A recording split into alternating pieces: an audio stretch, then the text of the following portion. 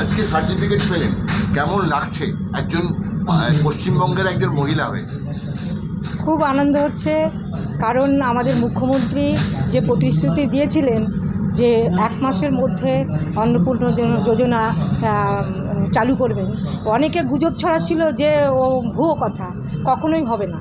কিন্তু আজকে আমরা সেটা বাস্তবায়িত হলো।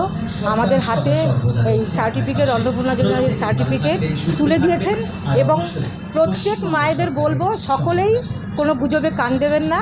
এটা আমাদের মানে সংসারের যেমন ছোটোখাটো কিছু দরকার হলে সবসময় আমরা স্বামীদের কাছে চাইতে পারি না, এর জন্যে আমরা এই ছোটোখাটো কাজের জন্যই আমাদের উনি এটা এই অন্নপূর্ণা যোজনা যেটা চালু হয়েছে, আমরা ভীষণভাবে উপকৃত এবং সবাইকে বলবো যে কেউ গুজবে কান দেবেন না, সকলে পাবে।